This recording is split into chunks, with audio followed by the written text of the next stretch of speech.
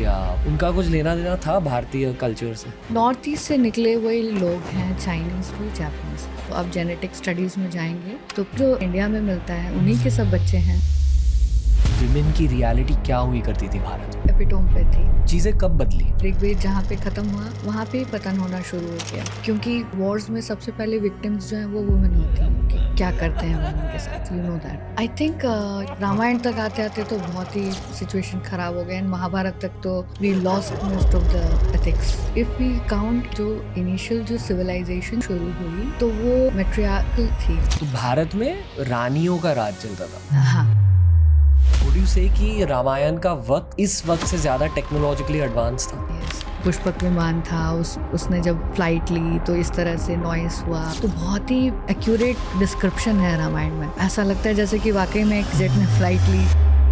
क्या शिवलिंग को पूजना एक एंशिएंट स्पिरिचुअल टेक्निक हुआ करता था? अभी भी है सदर्न इंडिया में। अगर मधुमक्खी के छत्ते से हमें मधु निकालनी है, एक स्टोन उठाया, उसमें त्रिपुंड लगाते हैं, सेंट्रल टीका लगाया और उनसे याचना की कि रक्षा करेगा। तो आप बिलीव नहीं करेंगे कि वो जब जाते हैं ऊपर तो उन्हें एक भी मधुमक्खी नहीं काटती। वाह, पशुपति। तो 2025 ह्यूमन इंद्रदेव को मानता ही नहीं। इंद्र का पूजा के थ्रू यू कैन रिंग। एक फॉरेनर आए, फिल्म पूरी उन्होंने बनाई, and there Indra was god. उसने अपने हाथ में जो समिधाएं रखी हुई थी यज्ञ में उसको डाला था, and there was a ring. This is documented. वाह।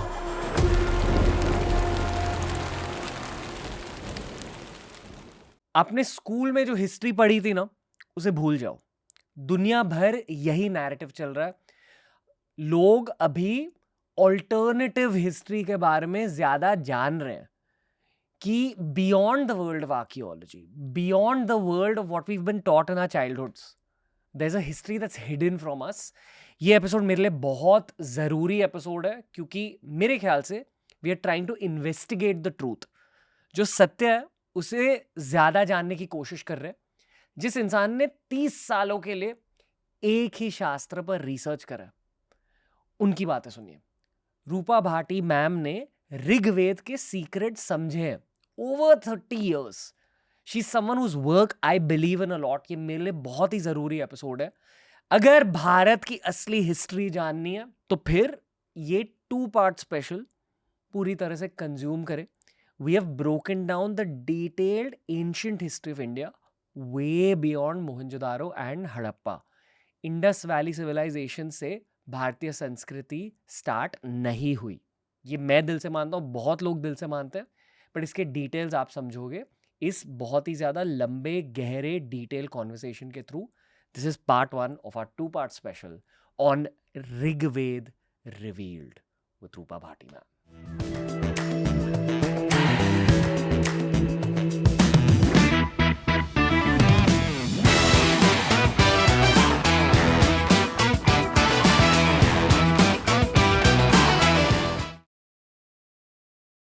दिल से मैं मानता हूँ कि 2024 का पॉडकास्ट ऑफ द ईयर आपका था। तो it's very very nice having you back ma'am. Thank you फिर से बुलाने के लिए। स्वागत है आपका TRS पे। आपको धन्यवाद है फिर से। भारत की असली हिस्ट्री जो होपफुली 20-30 साल बाद स्कूलों में सिखाई जाएगी, होपफुली, बट उस हिस्ट्री पर अब रिसर्च हो रहा है। I think cutting as per आप जैसे लोग, नीलेश ओक सर जैसे लोग हैं। मैंने इस पॉडकास्ट के प्रेप के लिए पिछला पॉडकास्ट स्कैन किया फिर से। दिस टाइम बहुत ज़्यादा एक्सपेंसिव कॉन्वर्सेशन कर पाएंगे। वेलकम बैक, बस उतना कहना चाहूँगा। वंस अगेन फिर से थैंक यू। आपकी इंटेंशन आज क्या है मैम?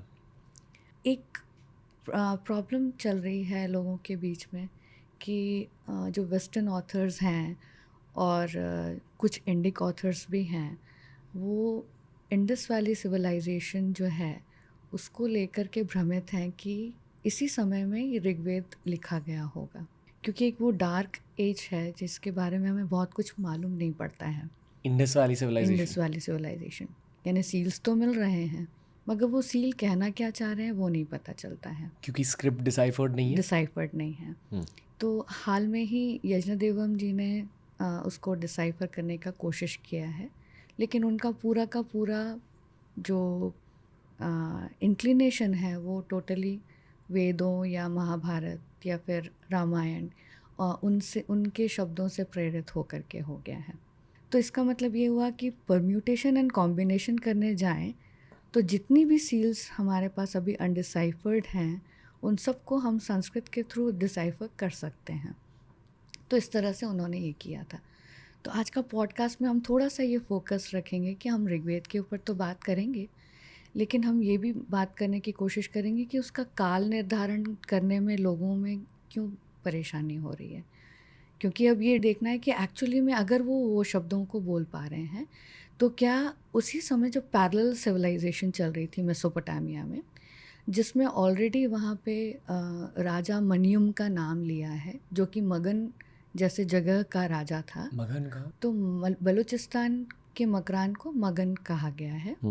स्पष्टतया हमको वो शब्द नहीं मिलेंगे जो वो इंडियंस के लिए यूज़ कर रहे हैं, लेकिन कुछ हद तक मिलता जुलता जो उनके शब्दावली है उसमें से जो मैच हो करके बन सकते हैं, तो वो इंडियन नेम्स को वहाँ पर लिख रहे थे। एक मिनट, सॉरी मैम, हल्के से पॉज करते हैं, जस्ट जी। Let's expand this conversation. जी स्कूल में सिखाया जाता है कि इंसानियत की शुरुआत हुई थी वो 4 सिविलाइजेशन से, चाइनीज़, मेसोपोटामियन, इजिप्शियन इजिप्शियन, और इंडस वैली। बिल्कुल। It is now widely believe by researchers like yourself और दुनिया भर के रिसर्चर्स कि ये झूठ है। इंसानियत की शुरुआत वहाँ से नहीं हुई थी। इट्स वेरी लाइकली कि हज़ारों साल पहले इसकी शुरुआत हुई थी। पिछले पॉडकास्ट में हमने 2,20,000 2,20,000 ईयर्स, यानी कि 2,20,000 साल साल पुरानी एक मेमोरी जो है वो ऋग्वेद में है उसमें। जी। ये शायद सबसे पुरानी भारतीय मेमोरी है। भारतीय मेमोरी है जी। Okay, 2,20,000 years ago. ये मैं वो भी बेंचमार्क मैं नीचे का बता रही हूँ, उसके ऊपर भी जा सकती है। आज जाएंगे आज जाएंगे। बट मुझे याद है पिछले एपिसोड में आपने छंदो भाषा के आर्ष बारे में। भाषा होती थी, यानी कि ये वो भाषा है जो बाद में ऑब्सोलीट हो गई, यानी उस भाषा को और परिष्कृत किया गया। तो रामायण में जो हम देखते हैं श्लोक वगैरह, तो मंत्रों का बनना बंद हो गया था। इवन यजुर्वेद में हम देखते हैं कि कृष्ण यजुर्वेद भी बंद हो गया था, उसमें भी काम बंद हो गया था, और शुक्ल यजुर्वेद में हम परिवर्तित हो गए थे। यानी कि जो 4 वेद हैं उसमें ऋग्वेद जो है वो विज्ञान कांड है। विज्ञान कांड में मंत्र हैं, या इट्स समथिंग लाइक जैसे कि हम कोड बोलते हैं ना, कोड देते हैं किसी चीज़ को। मैं आपका मोबाइल नहीं ओपन कर सकती जब तक मैं उसमें पिन नहीं डालूं। तो इसी तरह के वो मंत्र होते थे। उसके डिफरेंट डिफरेंट लेयर्स हैं। एक जोग्राफिकल लेयर है, एक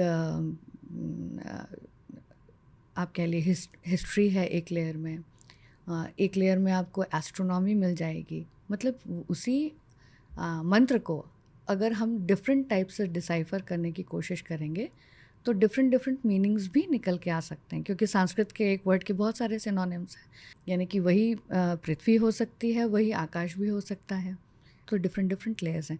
उसी प्रकार से दयानंद सरस्वती जी ने जब किया तो काफ़ी साइंटिफिक किया उन्होंने, यानी उसमें उन्होंने पूरा फिज़िक्स लेकर के आ गए, अणु लेके आ गए, परमाणु लेकर के आ गए, और उन्होंने एक नया डायमेंशन दे दिया उस पूरे मंत्र को। अगर वो मंत्र कह रहा है कि सूदास ने जा कर के किसी को मारा है, या सूदास ने पूरी की पूरी जो त्रित्सु की जो बूटी थी वो ले ली और वहाँ से उन्होंने उसको साउथ की तरफ खदेड़ दिया है, तो उसी श्लोक का अर्थ दयानंद सरस्वती जी ने फिजिक्स के तौर पे कर दिया है।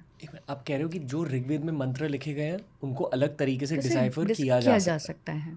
डिफरेंट डिफरेंट लेयर्स हैं उसके, उसमें एक एस्ट्रोनॉमी भी है, कॉस्मोलॉजी भी है, बहुत सारे प्रश्न हैं, डायलॉग्स हैं, बहुत सारी चीज़ें हैं ऋग्वेद में। ओके, और ये छंदो भाषा में लिखी गई है। छंदो भाषा में, छंद भाषा। छंद भाषा। हाँ, तो ये ऐत्रेय ब्राह्मण में आया कि इसको छंदो भाषा कहते थे। तो अगर आज कोई ऋग्वेद उठाए तो संस्कृत में चीज़ें नहीं लिखी गई है? संस्कृत में ही लिखी गई हैं, लेकिन आर्ष संस्कृत है, यानी कि पुरानी संस्कृत में लिखी गई है। ओके, मतलब जैसे कि आप समझ लीजिए कि लैटिन से हम इंग्लिश में किस प्रकार से हम आगे आए हैं, उसी प्रकार से ऋग्वेद की जो भाषा थी वो छंद भाषा थी, और उसमें से फिर हम आगे आए हैं। ऋग्वेद के मंत्रों को हम मंत्र कहते हैं, उन मंत्रों को श्लोक नहीं कहते। वो दृष्टा ने देखे हुए हैं, मतलब दृष्टा कौन, यानी कि मैं जो देख रही हूँ, और उसको उनके पास जो शब्दावली थी उसमें उन्होंने उसको पिरो दिया है, यानी कि ये ईश्वर प्रदत्त है लेकिन दृष्टा है। तो जो विश्वामित्र देख रहे थे, जो अंगिरस देख रहे थे, वो जो देख रहे थे उसको वो अपने शब्दों में, जो उनके पास जो शब्दावली उनके पास प्राप्त थी उससे वो कर रहे थे। अब वो शब्दावली ऑब्सोलीट हो सकती है, जैसे लैटिन भाषा ऑब्सोलीट हो गई है, अब हम लैटिन में बात नहीं करते, हम इंग्लिश में बात करते हैं। इंग्लिश भी अब वो बहुत ही डिफरेंट इंग्लिश हो गई जो 50 साल पहले की थी, जो इसलिए हम कहते हैं ना कि भाषा जो है वो बिल्कुल बदलती रहती है। लेकिन ऋग्वेद को आर्ष भाषा और अपौरुषेय कह करके उसमें कोई चेंजेस ना कर पाए, तो उसको फिक्स कर दिया गया वहाँ पे। यानी हम जैसे अगर इलियाड्स पढ़ेंगे, यूलिसिस पढ़ेंगे, तो हम उसमें कोई चेंजेस नहीं करेंगे, जैसा है ग्रीक के जो पोइट्री है तो वो वैसी की वैसी रहेगी। उस पर हम भाष्य कर सकते हैं बहुत सारी चीज़ों का, लेकिन हम उसको चेंज नहीं करेंगे क्योंकि वो चेंज करना अपराध हो जाएगा। एक हल्का सा टैंजेंट लेते हैं। जिन लोगों को ये एंशियंट हिस्ट्री का सब्जेक्ट अच्छा लगता है, उन्हें समझ आ रहा है कि आप भाषाओं के बारे में इतना बात क्यों कर रही है। जी। बट जो कॉलेज स्टूडेंट्स हैं, जो पहली बार भारतीय हिस्ट्री को इस एंशियंट लेंस से देखने की कोशिश कर रहे हैं, उन्हें ये समझाइए कि भाषा के बारे में बात करना इतना ज़रूरी क्यों है। देखिए, लैंग्वेज क्या करता है, इट एनकोड्स रियलिटी। जैसे कि सुमेरियन भाषा 1000 साल के अंदर अंदर ही, जब अकडियंस आए, सुमेरियंस को जब उन्होंने ओवरटेक किया, तो वो भाषा ऑब्सोलीट हो चुकी थी तब तक। लेकिन लिखने वाली जो लिपि थी वो अकडियन ने सेम टू सेम वैसी ले ली थी और फिर वो अपनी भाषा में लिख रहे थे, लेकिन कुनेई फॉर्म्स जो थे वो सुमेरियन थे।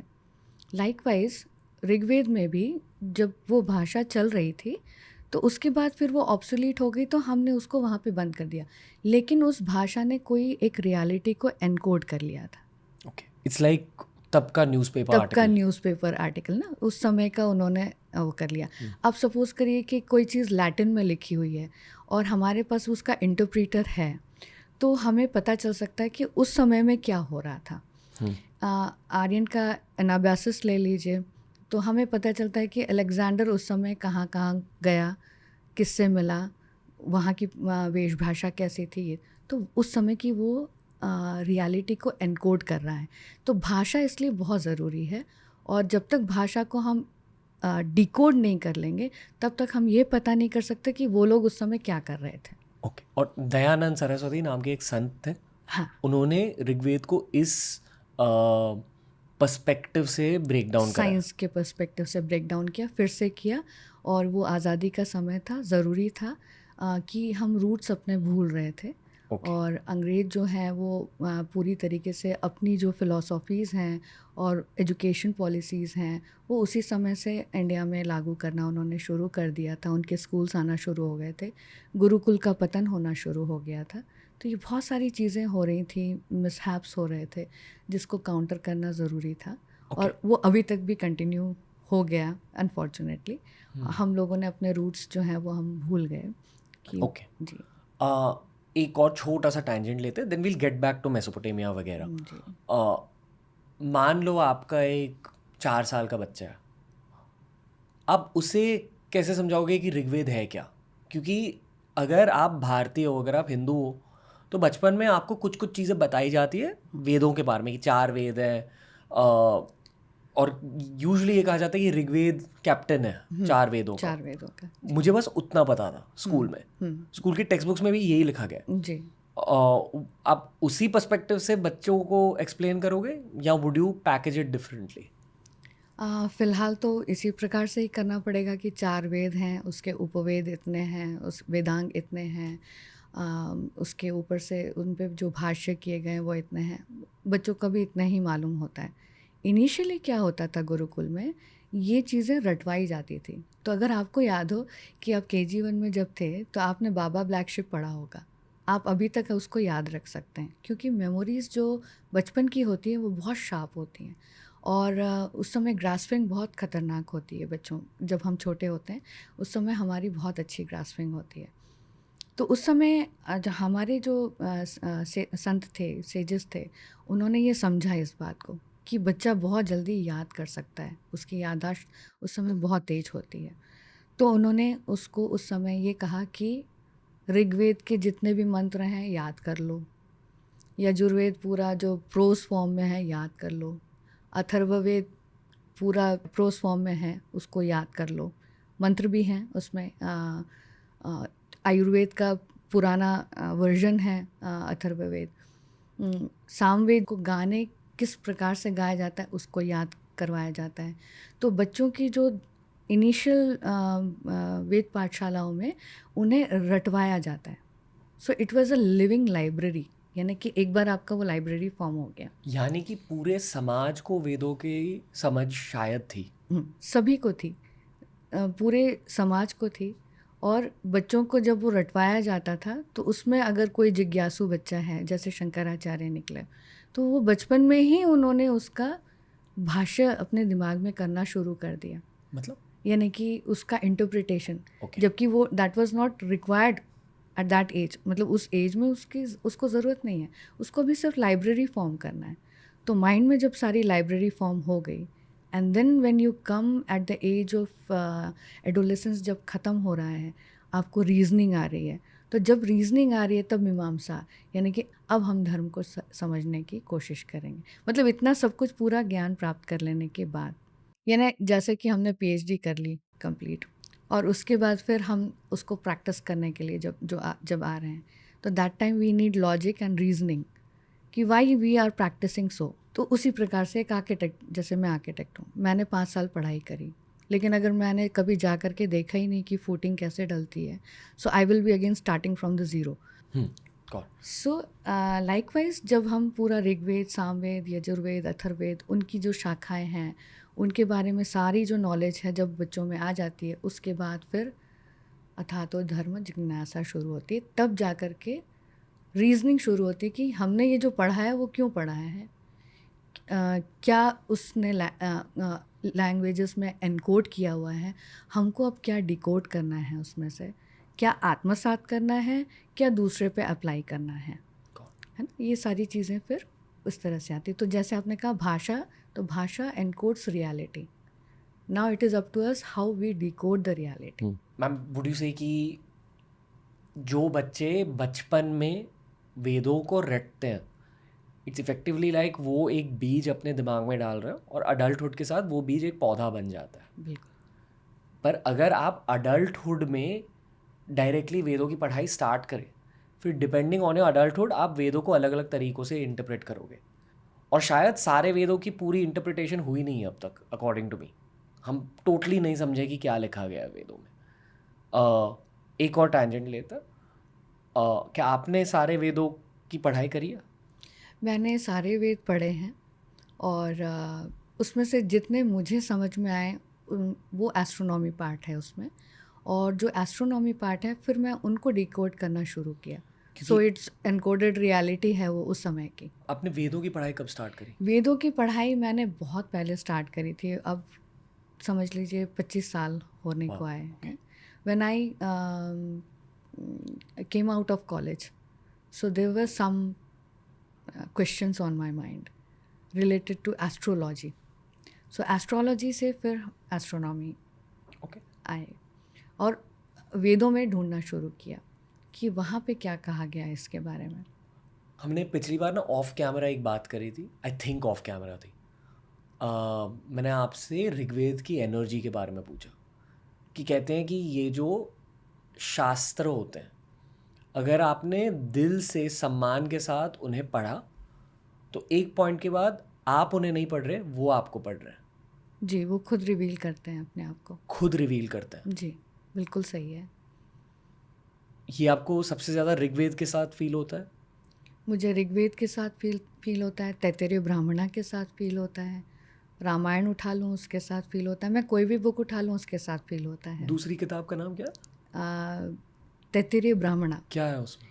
तैत्तिरीय ब्राह्मणा पूरी की पूरी ही एस्ट्रोनॉमी बुक है, खगोल शास्त्र। खगोल शास्त्र कह लीजिए, और वो डिफरेंट डिफरेंट इपोक्स, एरास के बारे में कहानियों के तौर पे भी चीज़ों को लिया हुआ है उसमें, और बहुत ही पुरातन काल के इंफॉर्मेशन जो है वो उसमें एनकोडेड है।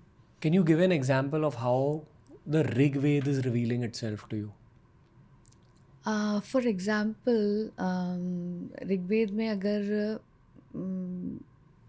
सूर्याज़ ब्राइडल हम लेते हैं, फॉर एग्ज़ाम्पल एक इसमें सूर्या का विवाह का विवरण आया है, तो उसमें अघा और अर्जुनी शब्द आए हैं। ये जो 2 शब्द हैं ये नक्षत्र हैं, जो कि आज हम मघा और फाल्गुनी के नाम से जानते हैं। तो जब वो वहाँ पे आया और किस प्रकार से उस समय ऑटमनल इक्विनॉक्स चल रहा था, और सूर्या जो है वो सूर्य की पुत्री के नाम से है वहाँ पे। तो वो किस प्रकार से दूसरे डोमेन में जा रही हैं, यानी कि नॉर्दर्न हेमिस्फेरिक जो स्टार्स दिख रहे हैं और जो सदर्न हेमिस्फेरिक स्टार्स दिख रहे हैं, तो सूर्य जो है वो चंद्रमा के साथ में ब्याह करके वो किस जोन में जा रही हैं। तो इस तरह से रिवील होने लगता है कि हाँ, ये ऑटमनल इक्विनॉक्स की बात हो रही है, और सूर्या जो है यहाँ पे फीमेल हो गई, यानी कि सन के रूप में वो फीमेल हो गई हैं, and moon is becoming a male member. Yin and yang वाले जो थ्योरी होती है बिल्कुल वो वहाँ पे वो फिट होती है, और इस प्रकार से वो एक काल बताता है। और जब हम उसको एस्ट्रोनॉमिकली देखते हैं, it goes again same Brihadratha की जो स्टोरी के हिसाब से जो 34,500 BCE उसका काल निर्धारित आया था, सेम सूर्याज़ ब्राइडल हिम का भी 34,500 BC ही आता है, वो ऋग्वेद में है, मतलब विजुअलाइजेशन में हेल्प हो जाए। विजुअलाइजेशन में है। बृहदत्त कौन है? इक्ष्वाकु वंश के एक राजा हुए थे, और वो काफ़ी पुरातन काल के इक्ष्वाकु वंश के राजा हैं, इतने पुरातन कि रामायण में उन जीनियोलॉजी में उनका नाम का उल्लेख नहीं आता है। बृहद्रथ का नाम 2 बारी ऋग्वेद में आया है। वुड यू से कि आपकी पढ़ाई की शुरुआत हुई थी रामायण महाभारत के साथ, और फिर आपने बस उस पर रिसर्च करके आप करते करते 2,20,000 ईयर्स तक पहुँचे? मैंने पहले ऋग्वेद ही उठाया था। ओके। मैंने दयानंद सरस्वती जी के सारे संकलन जो हैं वो हार्ड कॉपी में ख़रीदे, और मैंने उनको पढ़ना शुरू किया for the sake of astronomy. For the sake of astronomy. And उसके बाद उसी के पैरेलल में, क्योंकि सूर्य सिद्धांत जब तक हम नहीं समझेंगे, तो मेरी जो सूर्य सिद्धांत की जो बुक है, it is so tattered, it appears like it is 100 years old. तो वो उस किताब में से जितनी इन्फॉर्मेशन मुझे मिल सकी, उसके बेसिस पर मुझे ये समझ में आया कि वर्नल इक्विनॉक्स ही अग्नि का स्थान है, और अग्नि मिड़े पुरोहितम से ही ऋग्वेद शुरू होता है। This is a complete astronomy book. जी। मैं एक छोटा सा टेंजेंशियल सवाल आपसे पूछूंगा, and then that will be broken down through the course of this episode. जिस लैंड में हम अब हैं, भारत, इंडिया, आप इस देश के टाइमलाइन को थोड़ा सा ड्रॉ आउट कर सकते हो in the way that it should be taught to children, and take it as far as you can with key dates. For example, Mahabharata का युद्ध कब हुआ, रामायण का युद्ध कब हुआ, वगैरह वगैरह। महाभारत और रामायण की डेटिंग तो श्री नीलेशोक जी ने करी ही है। तो 5561 BC according to Agastya also it goes to the same, मतलब उसी काल में हुआ। जी। रामायण भी अगस्त्य का जो रेफरेंस आता है, महेंद्रगिरी से ही दिखाई दे रहे हैं अगस्त्य, तो that means it was a southern pole star थे। तो वो सिर्फ दक्षिण दिशा से ही दिखाई देते थे और महेंद्रगिरी से ही दिखाई देते थे। तो उसके ऊपर के जितने भी लैटिट्यूड्स हैं, every city has its own latitude. जैसे ये 19 डिग्री है अपना मुंबई, सो लाइकवाइज कुरुक्षेत्र जो है 28 to 30 डिग्री के बीच में जब था, तो उस तरीके से वो अगस्त जो है वो हमें एक टाइमलाइन देना शुरू कर देता है। ऋग्वेद में दशराजन वॉर जब हो रही है, यानी कि द बैटल ऑफ 10 किंग्स जो सबसे फेमस बैटल है सूदास का, भरतों का, सो उसमें जो उल्लेख आया है अगस्त के राइज का, कि now Agast is rising and please Tritsus and Sudas go and give oblation to Agastya. So that means कि कैनोपस स्टार उस समय परुष्णी रिवर के ऊपर दिखाई देना शुरू हो गया था, और वो काल जो है वो 30,000 BC से 26,000 BC के बीच में ही हो सकता है, क्योंकि आज की डेट में अगस्त जो है वो कुरुक्षेत्र से दिखाई देता है, और ऋग्वेद हमारे समय में लिखी नहीं गई है. So it has to be 1 cycle back at least. हम कम से कम वो एक बेंचमार्क बना सकते हैं कि 1 cycle back. Okay. Okay, I have to ask you a lot about War of the Ten Kings जी. क्योंकि हर किसी को रामायण महाभारत के बारे में पता है, बट ये भी एक भारतीय एपिक है. हाँ. Perhaps the third भारतीय एपिक that हाँ. we hear about less. हाँ, वी हियर अबाउट लेस, क्योंकि उसके बारे में इतनी सारी अटकलें हैं कि ये भरतों का ही वॉर था. वशिष्ठ जो थे वो भरतों को लेकर के आए और फिर लड़ाई करी. तो जब वो लेकर के आए सिंधु के उस पार से, तो इस पार में वो त्रित्सु कौन थे? तो त्रित्सु के लिए श्रीकांत अलगिरी जी ने कहा कि ये भी भरत ही थे. विट्ज़ल ने भी कहा कि ये भी भरत ही थे. लेकिन आप और डीपर इसमें जाएंगे, देन यू विल सी कि जितने भी सेजेस हैं, जो सप्तऋषि हैं, वशिष्ठ विश्वामित्र से लेकर के जितने भी जो 7 सेजेस हैं, ये सब इक्ष्वाकु राजा के अंडर में they were living happily. This is mentioned in Rigveda. अगर वो वहाँ पे खुश हैं, ये जो 7 as a subject, the 5 peoples are happy under Ikshvakus king Ashmati. तो ये जो मेजर एविडेंस है, सिंगल एविडेंस है, इक्ष्वाकु नाम भी वहाँ पे आया है और अशमाति किंग भी वहाँ पे आया है.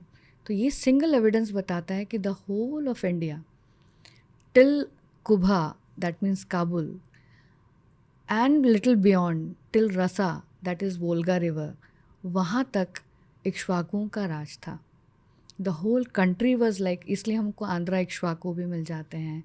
पांड्यंस जो हैं, चेरास जो हैं, वो अपनी एंसेस्ट्री जो है वो मैक्सिमम इक्ष्वाकु से बिलोंग करते हैं. तमिल पांड्यास. तमिल पांड्यंस. ओके.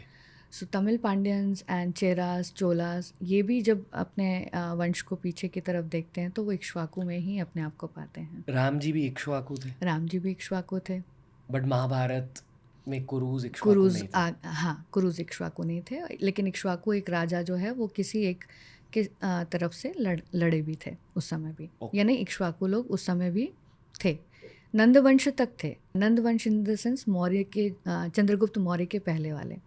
तो नंदवंश का जो आखिरी राजा था, उसने सुमित्रा नाम के इक्ष्वाकु राजा को वहाँ पे हराया था.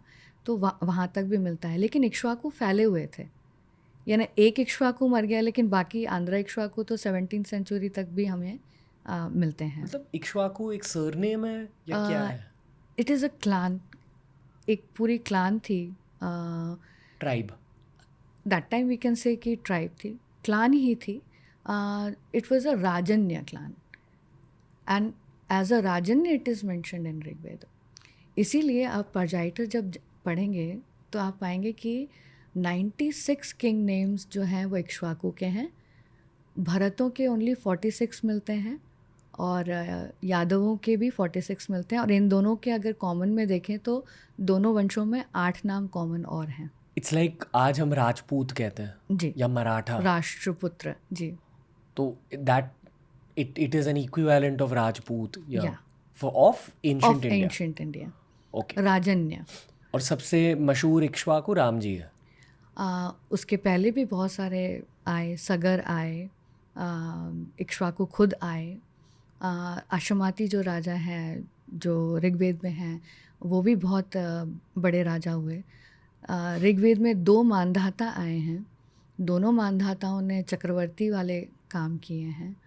हाँ, तो इतने, यानी कि अकेले ऋग्वेद में त्रसदस्यु आए हैं, यानी कि जो दस्युओं को त्रास देने वाला, वो त्रसदस्यु कहलाया.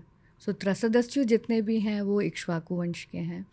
अम्बरीश इक्ष्वाकु वंश के हैं. अगर ऋग्वेद एक हिस्ट्री टेक्स्ट बुक है तो उसका अंत कहाँ होता है?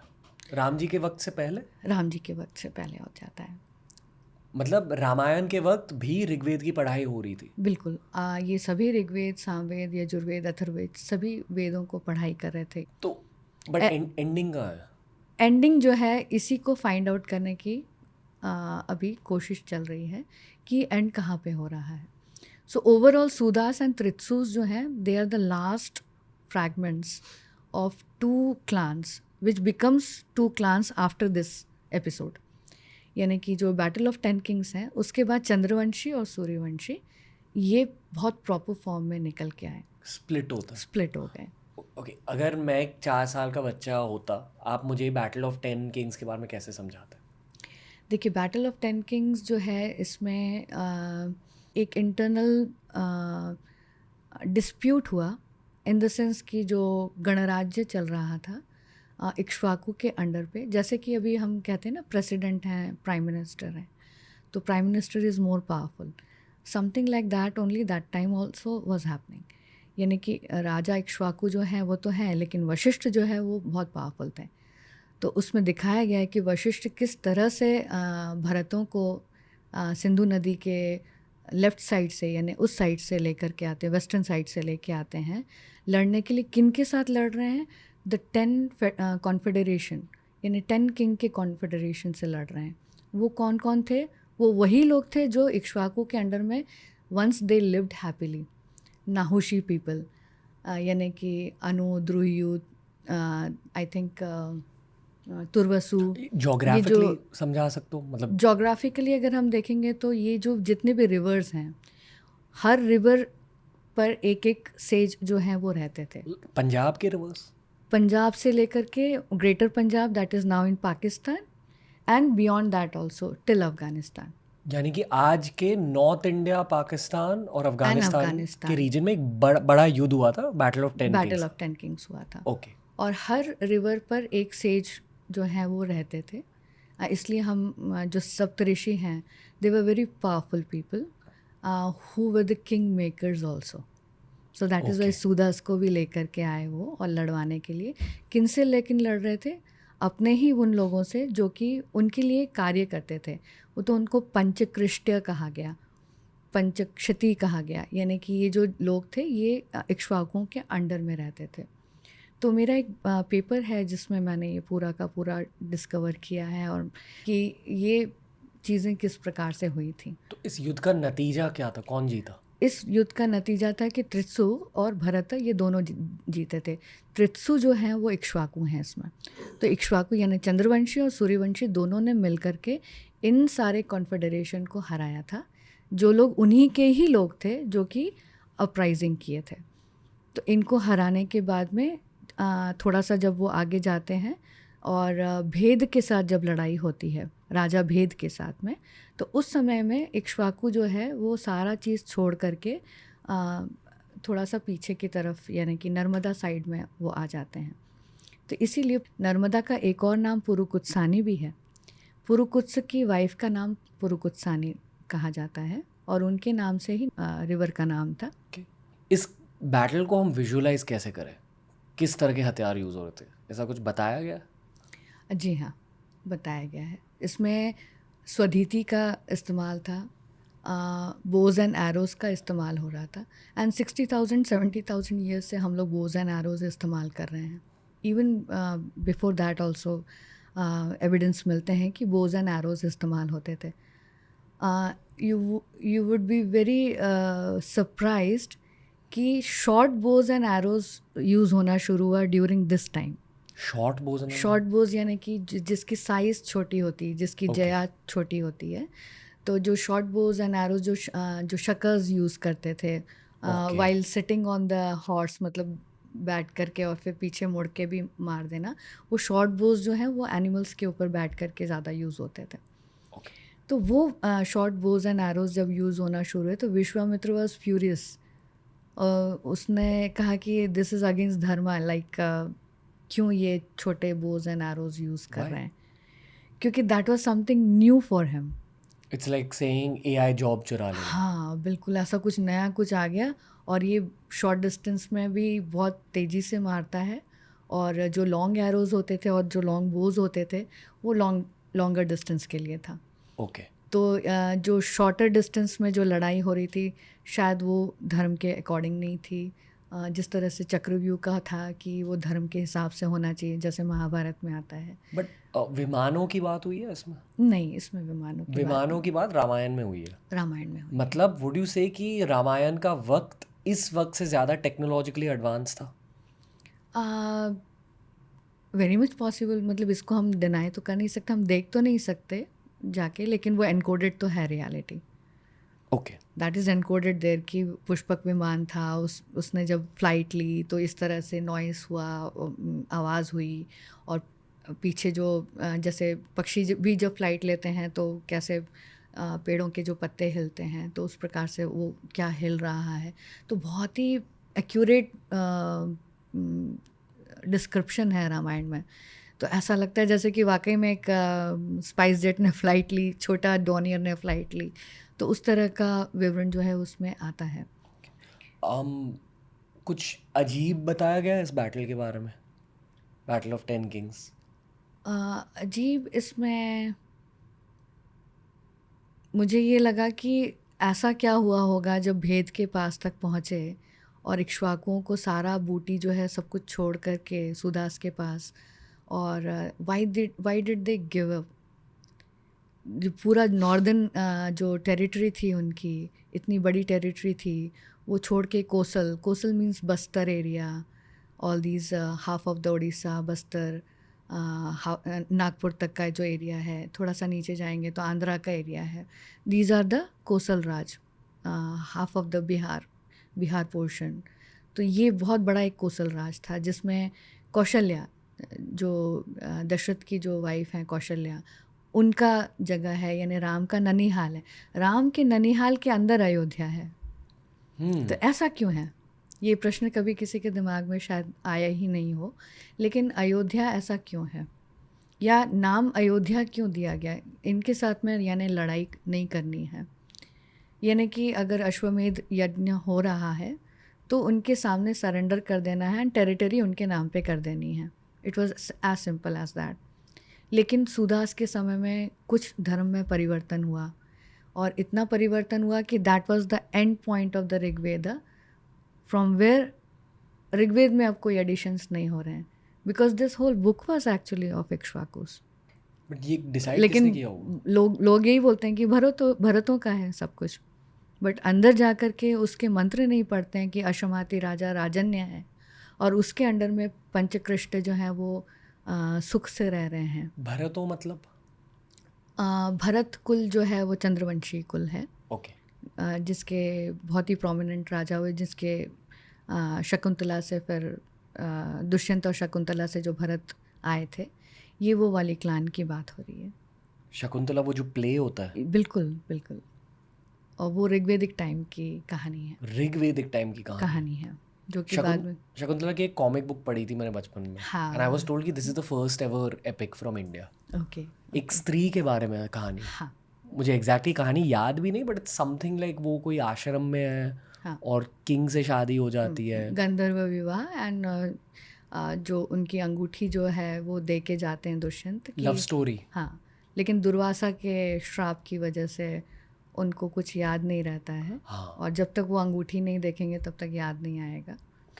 एंड शकुंतला शोज दैट, मतलब उसमें ये था कि वो दुर्वासा जो है वो उनसे नाराज़ हो जाते हैं, एंड दैट इज़ वाई ये सारा चीज़ जो कहानी जो है वो होती है। But after that he accept Bharat, and फिर वो भरत कुल जो है वो शुरू होता है वहाँ से।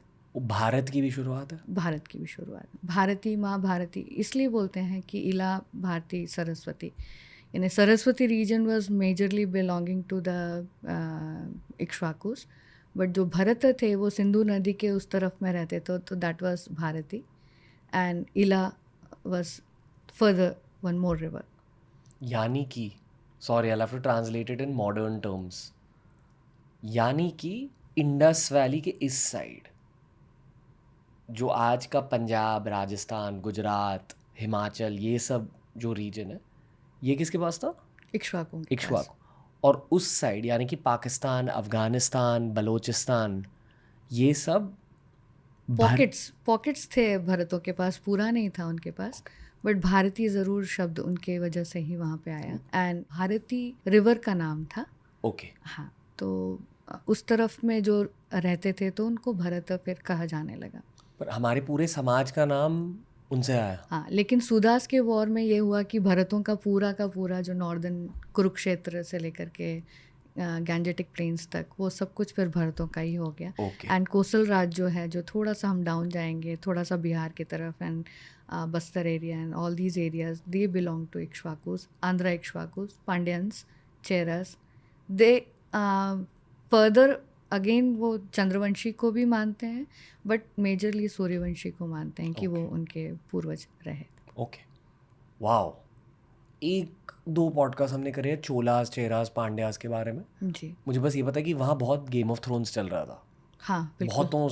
मतलब बहुत सारे सालों के लिए, for centuries Game of Thrones चल रहा था वहाँ।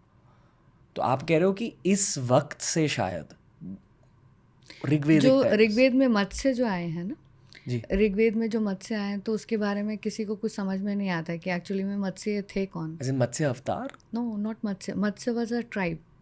Okay, so if you go and to Pandyan kingdom अगर आप देखेंगे तो उनका जो एम्बलम है वो मीन अच्छी है, यानी Fish. कि फिश रूल, उसका मीनिंग होता है फिश रूल। तो fish people are ruling, who are the Matsyas. So Rigveda में आया है कि मान्य जो सेज थे वो मत्स्यों के साथ में थे, यानी कि एक जो पूरा मंत्र आया है वो मत्स्य मान्य करके नाम से आया है। दैट मीन्स कि अगस्त्यस जो क्लान थी वो मत्स्यों को भी देख रही थी। And Agastya is the southern Canopus star जिसको ये लोग पूछते थे, पंडियंस जो हैं वो क्यों पूजेंगे, क्योंकि नेविगेशनल स्टार थे वो। And that is why Pandyans and Cheras and Cholas are the greatest navigators in the whole history. चाहे आप सुमेरियन वाला भी उठा लेंगे ना तो आपको वहाँ पे भी यही मिलेंगे, चेरा चोला पंड्याज ही मिलेंगे। Wow. And it is getting now revealed through the Indus seals also. It's sad कि rest of India does not know much about Cholas, Cheras, Pandyas. वो एक डिवाइड जैसा चल रहा है, I don't know why, Dravidian and North Indian divide, but as in the form of Matsyas the Pandyas, the Cheras and Cholas are present in Rigveda. क्योंकि वो थार वाला जो एरिया है वो पूरा जब सूख गया तो दे नॉर्थ वेस्ट को ही बिलोंग करते थे, सौराष्ट्र ये वाला जो एरिया है, यहाँ से फिर वो नीचे आकर के जो नेविगेशनल स्किल्स हैं वो नीचे भी उन्होंने पूरा ट्राइब्स को दिया एंड वो एक्सपैंड भी कर गए। और अगर उनके भी संत जो हैं जो उनके कल्ट को देखता है, मान्य नाम है उनका, वो अगर अगस्त्य से रिलेटेड है, सो दैट मीन्स कि they are the part of Ikshvakus only. So even in that point of time we see कि इक्ष्वाकु के भी ब्रांचेस जो हैं वो शुरू हो गए थे। जैसे विदेह है, जो सीता का जो ननिहाल है, that also branched out of Ikshvakus only initially, बहुत इनिशियल टाइम पे वहाँ से ब्रांच आउट हुए थे। तो मैक्सिमम जो आप जो लीनिएजेस देखते हैं वो इक्ष्वाकु के ही ब्रांच्ड आउट लीनिएजेस हैं, जो कि प्रोमिनेंटली अपने अलग नाम से भी जाने जाते हैं। Dravidian मतलब क्या? क्योंकि actually it's also kind related to Indus valley civilisation, Yes. जहाँ से इस कॉन्वर्सेशन की शुरुआत हुई। तो हम लोग हमेशा ये देखते हैं ना कि ये साउथ ईस्ट एशिया में तो चेरा चोला पंड्यास बहुत आगे आए, जी। तो केरला तो इस साइड में था, तो केरला वाले लोग इस साइड क्यों नहीं जाएंगे? सो देर इज़ इस very interesting saying in southern Gujarat, वहाँ पे बोलते हैं कि लंकानी लाड़ी अने घोघोनावर, भगतरव जो जगह है तो उसको घोघो बोलते हैं। तो लंकानी लाड़ी अने घोघोनावर, दैट मीन्स कि लंका की लड़की का विवाह जो है वो घोघो के लड़के के साथ में होता था। So there was a cultural connection. जैसे अर्थशास्त्र में आया है कि कोई भी एक कंट्री है तो उसके जो बाजू वाली कंट्री है वो हमेशा ही आपके दुश्मन होगी, क्योंकि वो टेरिटरी को लेकर के ना आगे पीछे होते रहते हैं, जैसे अभी चाइनीज़ लद्दाख में कर रहे हैं। The same thing was happening during those times also. तो टेरिटरी हमेशा बाजू वाले की प्रॉब्लमेटिक रहती है, तो वो हमेशा शत्रु भाव में ही वो देश रहेगा। लेकिन उस कंट्री का जो अपोजिट कंट्री है, लाइक अफ़गानिस्तान, मेरा दुश्मन का दुश्मन मेरा दोस्त। तो वो सिचुएशन वैसे ही उस समय भी बनती थी। एंड दैट इज़ वाई आपने कहा ना गेम ऑफ थ्रोन जो चल रहा था वो नीचे चेरा चोरा पंड्यास के बीच में, वो इसी वजह से चल रहा था। नॉर्थ इंडिया में दे केम इन टू अ कंक्लूजन कि हाँ ये वाला जो कोस्टल एरिया है वो इक्ष्वाकुस का ही रहेगा, वो वाला जो है वो उनके साथ ही रहेगा, भरतों का जो है वो भरतों के साथ ही रहेगा। But inside these also pockets थे कि कुछ पॉकेट्स में जैसे राजस्थान के कई लीनिएजेस जो हैं वो आज भी बोलते हैं कि they belong to Ikshvakus only. Okay. तो We'll होता revisit था। this Dravidian history हाँ thing क्योंकि इसे भी समझना एक अलग टॉपिक है. हाँ I think when we get back to Indus Valley we'll talk about it. हाँ अभी फिर से टाइमलाइन में लौटते हैं. आई थिंक मेरा ओरिजिनल सवाल आपसे ये था कि रामायण, महाभारत और वॉर ऑफ 10 किंग्स की बात हुई है. हाँ, ये लास्ट ऋग्वेद का लास्ट पार्ट। अभी ये शायद परशुराम के वक्त के बाद की बात है मेरे ख्याल से. हम परशुराम जी को इसमें फिट नहीं कर पाएंगे बिकॉज इस पौराणिक कथा है। परशुराम की कहानी को हम जियोलॉजिकली प्रूव कर सकते हैं। Like he reclaimed the land of Kerala from sea. Varun Dev से उन्होंने वो लैंड लिया वापस। तो वो लैंड तभी वापस ले सकते हैं जब सी लेवल नीचे गया होगा। ओके. लास्ट ग्लेशियल मैक्सिमम में वो सबसे ज़्यादा नीचे गया था। तो केरला का कितना पोर्शन जो है वो लैंड में जो अभी समंदर में डूबा हुआ है वो एकदम लैंड पोर्शन था। सो हम उसको वहाँ कोंकण एंड केरला लैंड से हम परशुराम को जोड़ सकते हैं। दूसरी उनकी कथा आती है कि उन्होंने आकर के बहुत नरसंहार किए थे क्षत्रियों के, जिसके बारे में अभी भी हम रिसर्च कर रहे हैं। दैट्स गोइंग ऑन कि ये कब हुआ, कैसे हुआ, ये क्यों करते थे, आकर के कहाँ रहते थे। Do you think it's likely before war of 10 Kings? ऐसा कोई उल्लेख ऋग्वेद में नहीं आता है परशुराम को लेकर के। तो आप ऋग्वेद के मुताबिक एक सब कह रहे हो, हाँ, war of 10 Kings. War of 10 Kings. ठीक. तो एक टाइमलाइन हो गया अपना कि 5561 महाभारत है, 1209 रामायण है, रावण युद्ध, and almost 30,000 BCE Battle of 10 Kings. That was the last padav of Rig Veda. After that, that language became obsolete. Why? क्योंकि भरतों को वो लैंग्वेज नहीं सूट हो रही थी एंड उन्होंने कहा इसको यहीं पे ख़त्म करते क्योंकि उसमें पूरा इक्ष्वाकुओं का ही वर्णन है। तो वाई वुड भरतस फील कि ये इक्ष्वाकु का जो वंश है या फिर इक्ष्वाकु के जो मेमोरीज हैं वो कंटिन्यू हो। They must have stopped there itself. ये मेरी मुझे ऐसा अपीयर होता है कि उन्होंने वहाँ पे उसको स्टॉप किया एंड देन यजुर्वेदिक उसमें भी कृष्ण यजुर्वेद को भी उन्होंने अलग किया एंड शुक्ल यजुर्वेद जो है खुद का शुरू किया एंड उसको आगे बढ़ाया। मेरा सवाल ये होने वाला था कि वॉर ऑफ 10 किंग्स के वक्त रिलीजन कौन सा होता था, क्या होता था, किनको पूछते थे? ये सारे जो एलिमेंटल गॉड्स हैं ना, इंद्र, वरुण, यम, इन्हीं को ही पूजा जाता था, इन्हीं के लिए यज्ञ होता था।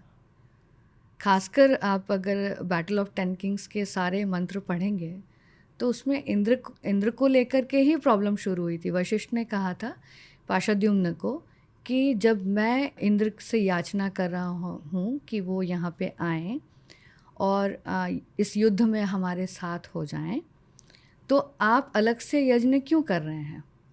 इस मुतालिक भी वो वहाँ पे वो बहुत नाराज़ हो जाते हैं वशिष्ठ। और ये जो पाशाद्युम्न है ये इक्ष्वाकु राजा हैं। मतलब यहाँ बारिश की बात हो रही है? नहीं, यहाँ पे बारिश की बात नहीं हो रही है, यहाँ पे स्ट्रेंथ की बात हो रही है। पर ये देवता इंद्र को प्रकट बोलने को कह रहे हैं या इंद्र कोई? नहीं, इंद्र हमें वो स्ट्रेंथ दें okay, so that we fight with the other 10 king confederations like a deity. तो इंद्र की पूजा बंद कब हुई भारत में? मुझे लगता है ये महाभारत के समय के बाद बंद हुई है, क्योंकि अर्जुन को भी इंद्र का पुत्र माना जाता है। हाँ जी, बिल्कुल। तो आफ्टर महाभारत मतलब कृष्ण भगवान के आने के बाद जी। एक और डेटी रिलेटेड सवाल, शिव जी की पूजा फिर स्टार्ट कब हुई थी भारत में? शिव जी की पूजा लिंग फॉर्म में अगर हम देखेंगे तो मुझे जहाँ तक ट्रॉपिक ऑफ कैंसर की जो मैंने स्टडीज़ करी हैं, ट्रॉपिक ऑफ कैंसर उज्जैन से जाता है, ये सबको पता है। तो उज्जैन अभी जहाँ पर है वहाँ से ट्रॉपिक ऑफ कैंसर को जाने के लिए we will have to go back 40,000 years ago।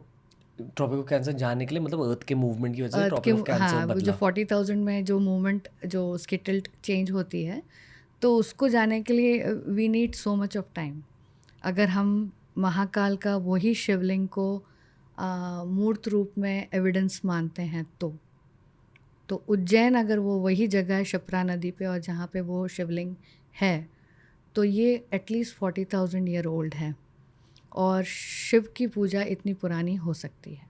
Okay, हमें ये पता है कि पौराणिक समय में शिवलिंग को शिवजी की मूर्ति मानी जाती थी, बिल्कुल, जो अब भी है, अब भी सच है। अभी भी है। अ, इंडस वैली में भी मिला है, शिवलिंग। शिवलिंग मिला है जी।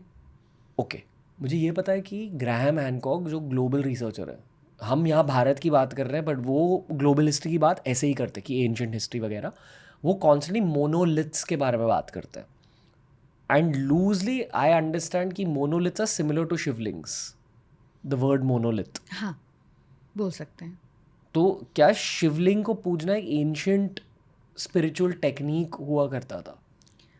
अभी भी है, मतलब एक वो टेक्निक कैसा है, जैसे सदर्न इंडिया में अभी भी अगर मधुमक्खी के छत्ते से हमें मधु निकालनी है और क्लिफ्स पे वो इतने बड़े बड़े छत्ते लगे हुए हैं, so what they do is कि एक स्टोन उठाया, पेड़ के साथ में लगाया, उसमें आपके त्रिपुंड्र किया, या त्रिपुंड्र लगाते हैं ना, जो त्रिपुंड्र किया, टीका लगाया, मतलब सेंट्रल टीका लगाया, और देवता पहले उनको मान के स्थापित कर दिया, और उसके बाद फिर उनसे याचना की कि अब मैं छाते में जा रहा हूँ तो मेरी रक्षा करेगा।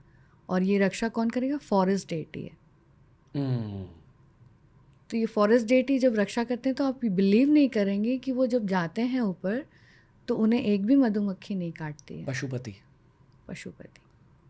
ओके, तो आप कह रहे हो कि शायद दिस वॉर ऑफ 10 किंग्स के वक्त भी शिवजी को पूजा जाता था? बिल्कुल पूजा जाता रहा होगा, क्योंकि वो सिर्फ नॉर्मल मोनोलिथ नहीं है, जो लिंग है, जो उसकी साइज़ है, उसकी जो शैडो पड़ती है, उससे मालूम पड़ता है कि कब समर सोल्स्टिस होने वाला है, कब विंटर सोल्स्टिस होने वाला है। तो उसका रिलेशन जो ज्योतिर्लिंग बोलते हैं ना, तो उसका ज्योतिष के साथ में क्या संबंध है? वाह। हम नॉर्मल लिंग नहीं बोलते ना, हम तो ज्योतिर्लिंग बोलते हैं। शिष्णदेव आए हैं, मतलब एक कल्ट थी जो कि अभी भी आप तिब्बत में चले जाएंगे या फिर थोड़ा सा और अपर साइड में चले जाएंगे तो यू विल फाइंड दैट वो शिश्न जो है वो यानी कि मेल ऑर्गन्स जो हैं, वुडन मेल ऑर्गन्स टंगे हुए मिल जाएंगे। भूटान में भी ये होता भूटान है। में भी एंड ऑल। तो शिष्णदेव अलग चीज़ है, ओके, वो शिवलिंग नहीं है। शिवलिंग का रिलेशन जो है वो ज्योतिषी से है, इसीलिए ज्योतिर्लिंग कहा गया उनको। एंड वो उसी बेल्ट में मैक्सिमम ज्योतिर्लिंग है जो Tropic of Cancer last 40,000 years में आया है। तो उसमें काशी विश्वनाथ भी आ जाते हैं जब हमारी ऑब्लिक्विटी 25 डिग्रीज 25.5 पहुंच गई थी। ऑब्लिक्विटी मतलब? यानी कि अर्थ की जो ऑब्लिक्विटी है ना, अर्थ टिल्ट, वो जब 25.5 डिग्री पहुंच गई थी तो उस समय काशी विश्वनाथ के ऊपर से निकल रही थी ट्रॉपिक ऑफ कैंसर जी, and that was happening 75,000 years ago. Okay, मतलब ओके, ये एक जियोलॉजिकल लेसन यहाँ करना होगा जो नीलेश सर ने पिछले एपिसोड में करा है। बट बेसिकली अर्थ के खुद के मूवमेंट्स खुद होते के हैं मूवमेंट्स के हिसाब से over thousands and lakh of years. या यानी कि नॉर्थ पोल की पोजीशन बदल जाती है, ट्रॉपिक्स की पोजीशन बदल जाती है। है। तो आप कह रहे हो कि जहाँ ट्रॉपिक्स की पोजीशन होती थी, ट्रॉपिक ऑफ कैंसर की पोजीशन होती थी, जो अब उज्जैन के थ्रू जाता है, but at some other point it was gradually moving upwards. upwards and then gradually again coming back to Ujjain, again going back to Omkareshwar, oh wow. and again coming back to Ujjain, again going back to Kashi Vishwanath. सबसे this is northern Kashi Vishwanath. Kashi, सबसे northern Kashi Vishwanath. तो काशी विश्वनाथ और ओमकारेश्वर के बीच Tropic of Cancer travel होते जाता है over lakhs of Over 40,000 years over 40,000 जी। ईयर्स। वाओ। ओके, ये थोड़ा डाइजेस्ट करना ज़रूरी है। And that is why in this belt only na, you will find all the Jyotirlingas, maximum of the Jyotirlingas there, and few of them Rameswaram नीचे हो गया, थोड़ा सा ऊपर हो गया, उस तरह से हमें मिलते हैं। बट मेजरली इसी बैंड में आपको मिलेंगे 25.5 डिग्री से लेकर के 22.5 डिग्री तक। ओके उसमें एक कोटेश्वर भी है जहाँ से मैं आई हूँ, तो वो गुप्त ज्योतिर्लिंग कहते हैं। ओके एक्चुअली ज्योतिर्लिंग का सब्जेक्ट बहुत बड़ा है एंड हाँ, will that is a complete different I think podcast all together, मतलब इतना बड़ा है वो। ओमकारेश्वर कहाँ आता है? ओमकारेश्वर महेश्वर जो है वो उज्जैन से 100 kilometres down side okay on the Narmada river. इसीलिए नर्मदेश्वर, यानी कि जो नर्मदा के जो पत्थर होते हैं उनको स्वयंभू शिवलिंग कहा जाता है। यानी कि उन उन उनमें प्राण प्रतिष्ठा करने की ज़रूरत नहीं है। एक स्फटिक में नहीं होती है, दूसरी नर्मदा के जो पत्थर हैं उनमें नहीं होती है, क्योंकि वो स्वयंभू ही शिव हैं। मैं ये सोच रहा हूँ कि 2025 ह्यूमन बीइंग, मैं इंद्रदेव को मानता ही नहीं ऑलमोस्ट, क्योंकि मतलब हम सम्मान है हाँ, बट दैट्स अबाउट इट। क्योंकि ऋग्वेद ऑब्सोलीट कर दिया गया था ना, तो उसके बाद उतनी पूजा नहीं होती थी उनकी। लेकिन फिर भी फ्रिट्सटाल करके एक फॉरेनर आए और उन्होंने अतिरात्रम करके जो यज्ञ है उसको देखा, एक फिल्म पूरी उन्होंने बनाई, and there Indra was called. और जो 15 डेज़ का आई थिंक या 21 डेज़ का पूरा यज्ञ का प्रक्रिया हुआ, और जो होत्री होता है वो उसने अपने हाथ में जो समिधाएँ रखी हुई थी उनमें जड़ें निकल आईं, और जो लास्ट उन्होंने उसमें यज्ञ में उसको डाला था, केरला में हुआ था ये 1971 में आई थिंक। तो जो अग्नि उसमें से निकली एंड उसके बाद जो मचान जो बनाया जाता है, जहाँ पे भी यज्ञ होता था उसके मचान को जला दिया जाता था पहले, उसमें फिर कोई अवशेष नहीं बचता था कि वहाँ पे कभी यज्ञ हुआ है करके। सो वो जब जलाया गया तो with in 15 minutes there was a thunder वाह, and there was a rain. ये दिस इज डॉक्यूमेंट हुआ रिकॉर्ड है। डॉक्यूमेंटेड। वाह, सो इंद्र का पूजा जो है यज्ञ के through you can actually bring rain.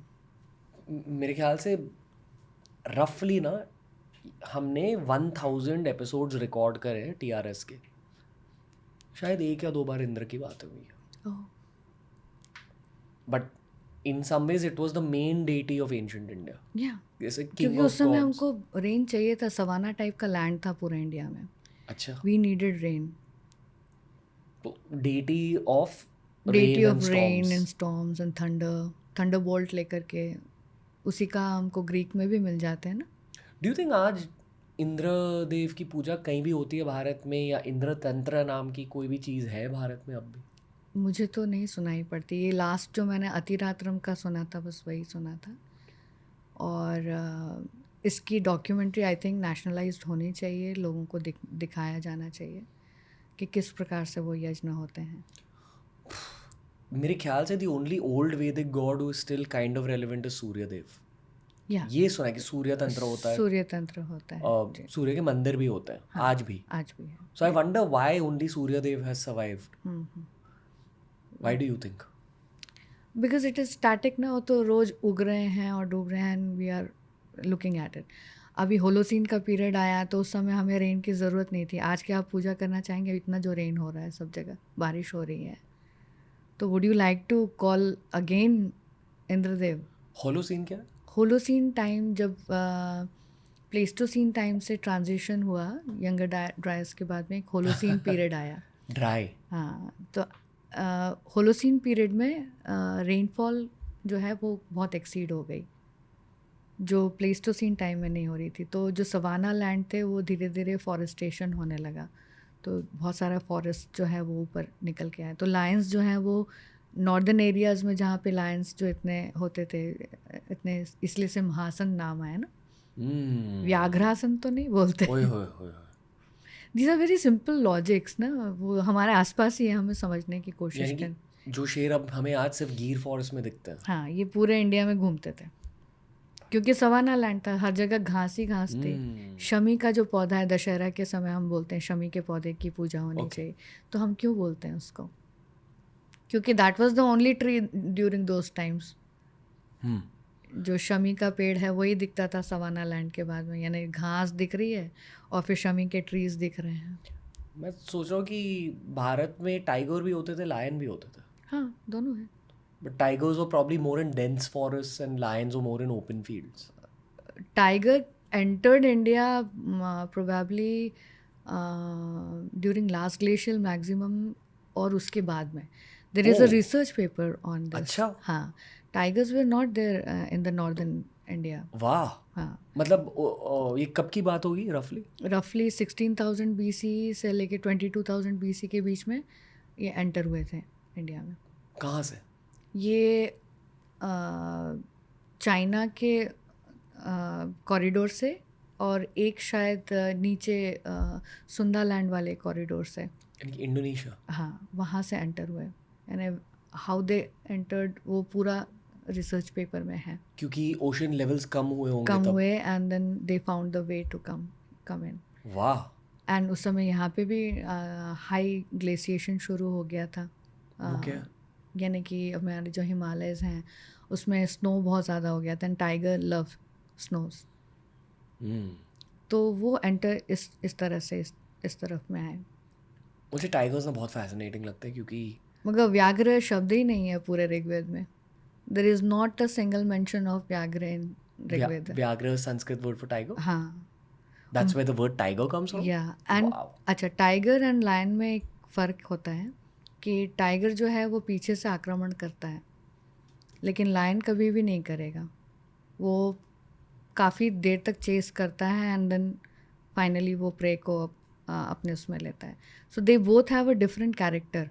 Lions जो है वो एक साथ झुंड में चलना पसंद करते हैं, टाइगर अकेला चलता है बट वो छुप छुप के चलता है ना. तो इसके लिए वृक शायद शब्द ऋग्वेद में यूज़ हुआ है जो कि वुल्फ जैसा है. उसका जो सोच है वो वैसी है, छुप के वार करना, छुप के वो करना. थोड़ा कमीनापन ज़्यादा है टाइगर में हाँ, टाइगर में वो है लेकिन स्ट्रेंथ में वो भी इक्वल टू लायन है. तो इसलिए रामायण काल आते आते व्याघ्र जो शब्द है वो स्ट्रेंथ के लिए यूज़ होना शुरू हो गया था. पूरे रामायण में आपको व्याघ्र और सिंह दोनों के विवरण मिल जाएंगे for the strength. Wow wow एक रैंडम क्या कहते हैं जूलॉजी टैंजेंट यहाँ ये है कि मैं हाल ही में ना बंगाल गया था दुर्गा पूजा कवर करने बहुत मज़ा आया बट मैं ये भी सोच रहा था कि अक्टूबर में अगर यहाँ इतनी गर्मी है तो गर्मियों में कितनी गर्मी होती होगी. बहुत गर्मी होती है. And Bengal is called land of tigers. हाँ, सुंदरबन में भी मिल जाते हैं बिल्कुल. बट साइबेरिया जो दुनिया की सबसे ठंडी जगह है वहाँ भी टाइगर मिलते हैं. तो I am like what a fascinating species कि वहाँ भी सर्वाइव करते हैं यहाँ भी यहाँ पे सर्वाइव भी survive करते हैं. करते वैसे हैं. अडेप्टेड एक्चुअली इंडिया में बहुत ज़्यादा अडेप्ट कर लिया उन्होंने. अदरवाइज़ वो स्नो में ही रहना पसंद करते हैं लेकिन यहाँ पे इतने more than I think 15,000 years now तो उन्होंने अडेप्ट कर लिया यहाँ पे. Coming back to war of 10 kings हमने इंडिया की ज्योग्राफी की बात करी पाकिस्तान की ज्योग्राफी की बात करी अफगानिस्तान. अफगानिस्तान जी. What about east and northwards like China Russia वगैरह उनका कुछ लेना देना था भारतीय कल्चर से. नॉर्थ ईस्ट से निकले हुए लोग हैं, चाइनीज़ भी जापानीज़ भी. At one point of time जो अब जेनेटिक स्टडीज़ में जाएंगे तो PQ जो निकले हैं वो नॉर्थ ईस्ट साइड से ही निकल करके हम आगे बढ़े हैं. तो मैक्सिमम जो ओल्डेस्ट हैप्लो ग्रुप है H जो अपने इंडिया में मिलता है उन्हीं के सब बच्चे हैं. ओके और ये इस वजह से हुआ है क्योंकि रेस्ट ऑफ द वर्ल्ड में शायद से आइस एज के इफ़ेक्ट्स ज़्यादा थे. हाँ, पॉपुलेशन बहुत कम थी उस समय वहाँ की तो छोटे छोटे ट्राइब्स के रूप में धीरे धीरे हमारे ही नॉर्थ ईस्ट से निकल के उस तरफ जा रहे थे. और जोमोन कल्चर जो है 18,000 BC का जो मिलता है अपने को जापान में, दो पॉटरी है. 18,000 BC का रेफरेंसेस आते हैं. हमारे यहाँ कपाल पुरोडाश जो है वो पॉटशर्ट्स में राइस का जो पेस्ट है उसको दे करके इंद्रदेव को दिया जाता था. तो इस तरह से हमारे यहाँ पे भी वो कपाल तो थे ही और वो पॉटशर्ट्स तो बना ही रहे थे. यानी कि उस समय व्हील पॉटरी तो नहीं आई थी बट हैंडमेड पॉटरी जो अभी भी कई अफ्रीकन ट्राइब्स जो हैं वो हाथ से पीट के जो बनाते हैं बड़े बड़े पॉट्स जो बनाते हैं, इस तरह का कुछ ना कुछ चल रहा होगा बट बहुत ज़्यादा प्रोमिनेंटली नहीं था इंडिया में. लेकिन जैसे ही वो लोग थोड़ा बाहर निकले, नॉर्थ ईस्ट से थोड़ा सा बाहर गए तो उस क्रिटिकल कंडीशन में रहने के लिए उनको फिर वेसल्स जो हैं उस तरह से बनाने पड़े। एक मिनट, जैसे अब क्लाइमेट चेंज की बातें होती है, this is the vessels same में लॉजिक। भी सेम लॉजिक में। सो वहाँ अब गर्म करना है तो पॉट चाहिए, and they wanted to explore further कि कहाँ जा सकते हैं, कहाँ जा सकते हैं, कब वहीं जाके फंस गए, रिफ्यूजी एरियाज़ में रहने लगे। रिफ्यूजियाज बोलते हैं उनको, ऐसी जगहों में, ऐसे केव्स के अंदर जहाँ वो अपने आप को संरक्षित करके रख सकें। रफली स्पीकिंग, इंसान शायद सिर्फ भारत, मेसोपोटामिया, इजिप्ट और साउथ अमेरिका के वो उस बेल्ट में शायद इंसान वहीं रहते थे। Easily frequently horn of Africa से लेकर के इंडिया तक आना वाज वेरी इजी। कैसा? जो कोस्टल लैंड है ना, कोस्टल को पकड़ पकड़ के, जो ओमान है, बहरीन है, वो वाला जो एरिया है, सदर्न ईरान, बलूचिस्तान को पकड़ते हुए कच्छ आ गए, कच्छ से फिर सौराष्ट्र आ गए, सौराष्ट्र से फिर नीचे चले गए, गोवा साइड में चले गए, कोंकण बेल्ट चले गए, एंड देन सदर्न इंडिया। वहाँ से सुंदरलैंड कनेक्ट हो गई थी कम्प्लीटली, तो इंडोनेशिया। इंडोनेशिया। बेसिकली ओके, यहाँ दो लॉजिक की बात हो रही है। पहला लॉजिक ये है कि ओशन लेवल्स कम होते थे तब, तब क्योंकि माइग्रेशंस इजी हो जाते थे। क्योंकि यूरोप और नॉर्थ अमेरिका में आइस शीट्स फॉर्म हुए थे। हाँ वहीं समुंदर का पानी वहाँ एज आइस शीट्स फॉर्म हुआ था, हाँ हाँ और ये हज़ारों साल के लिए चला। हाँ। उस वजह से कोस कोस्टल जो बेल्ट्स हैं वो इजी हो गए थे माइग्रेशन के लिए। यानी कि अगर अब हम अर्थ का नक्शा देखें, it's a kind of version of what it used to be be earlier. Earlier तो आप कह रहे हो कि अफ्रीका से लेकर इंडोनेशिया तक इजीली कनेक्टेड थे। you could Burma walk on foot हाँ हाँ। for how many years roughly? जब लास्ट ग्लेशियल मैक्सिमम का जो time, I think for 7 to 8,000 years, काफ़ी समय था जब वो इजीली मूव कर सकते थे। 7 to 8,000 बहुत लंबा समय होता है। हाँ। ओके, दूसरा सवाल, यूरोप नॉर्थ अमेरिका में आई अज्यूम अर्थ की टिल्ट की वजह से, जियोलॉजिकल कंडीशंस की वजह से वो जगह बहुत ज़्यादा ठंडी थी। ये दो जगह तो इंसान वहाँ रह ही नहीं सकते थे। नहीं, रहते थे ना, अभी भी रहते हैं, वो फिश खा के ही रहते हैं। लाइक फैरो आइलैंड, इग्लूज में रहते हैं। इनुइट हाँ पीपल। ओके, हाँ, इनुइट पीपल वो रहते हैं। मैंने कहा ना कि रिफ्यूजियाज मिल जाते थे उनको, वो वहाँ पे रहते थे, भले आइस एज है तो पूरा वेकेट करके कहीं नहीं भाग जाएंगे, दे अडेप्टेड।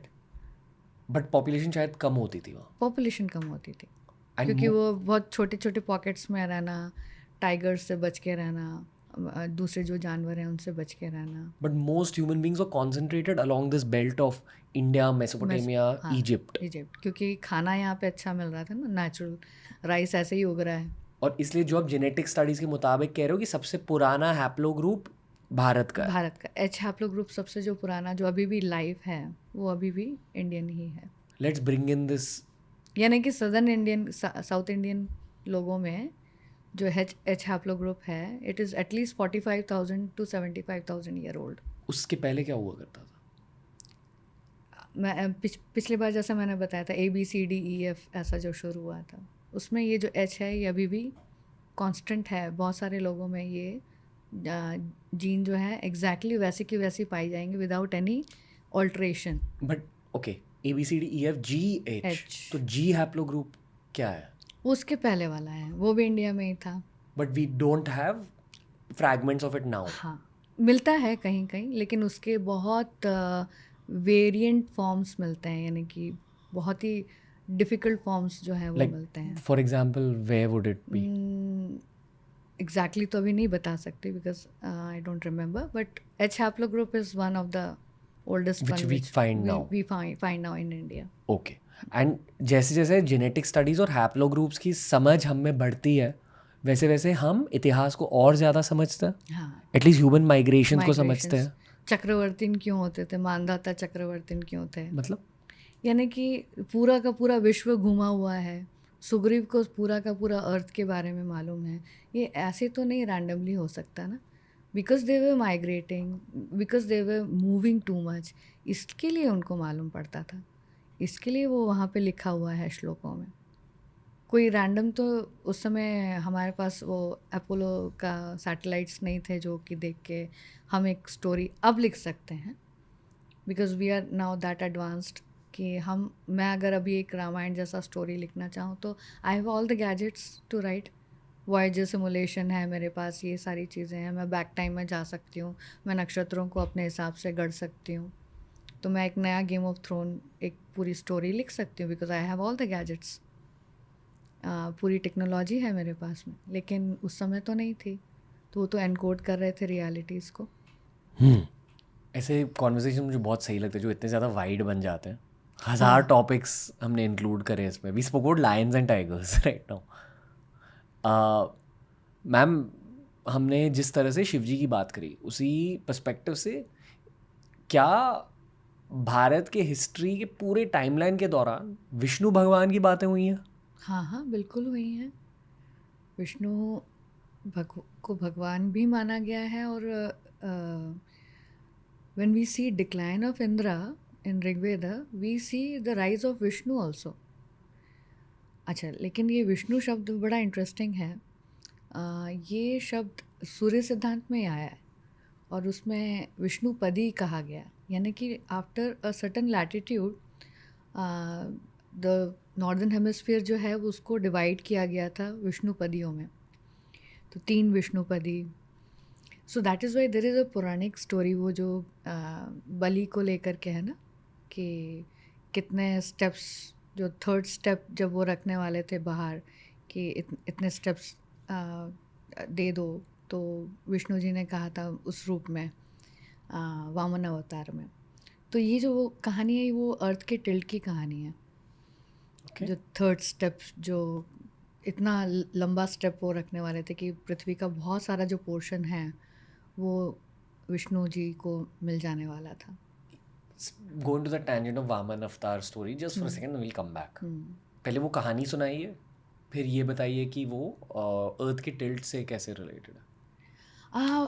थोड़ा सा वेग है पुराण में वो जो कहानी है, लेकिन वो ये कहते हैं कि मुझे मेरे पैर के जितना जो ज़मीन है वो मुझे दे दो। तो बाली सोचता है कि तो बहुत छोटी सी ज़मीन मांग रहे हैं, बट धीरे धीरे जो उनका जो रूप है, स्वरूप है, वो बढ़ता चला जाता है।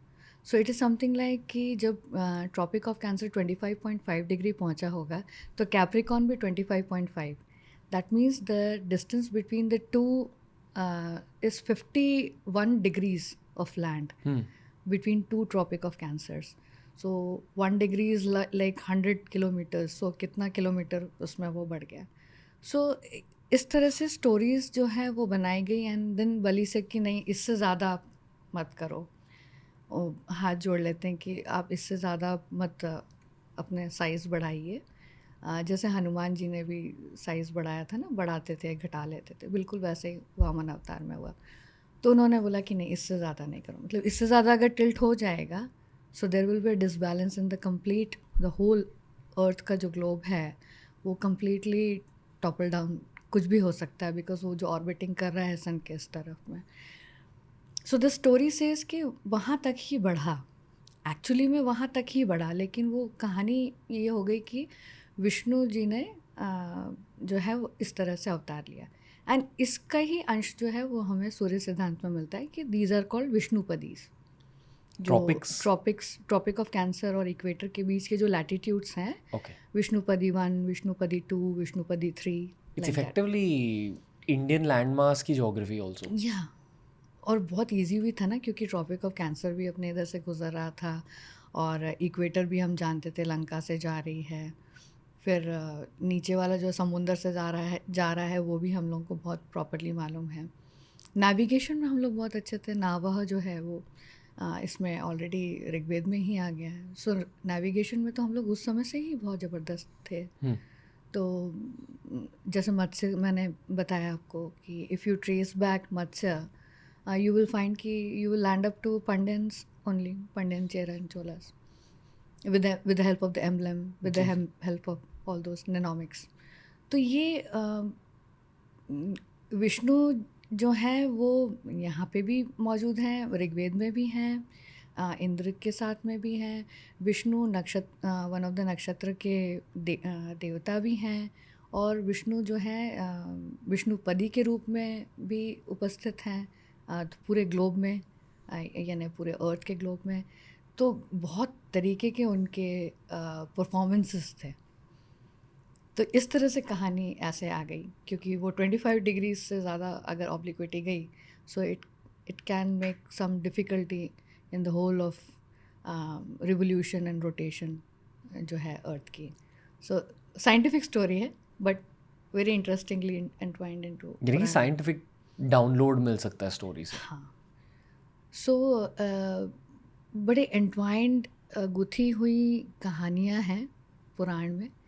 और विष्णु जी का जो एसोसिएशन है वो Tropic of Cancer, Capricorn, equator, Vishnupadis, in between of the tropic of cancer and equator there is one vishnupadi.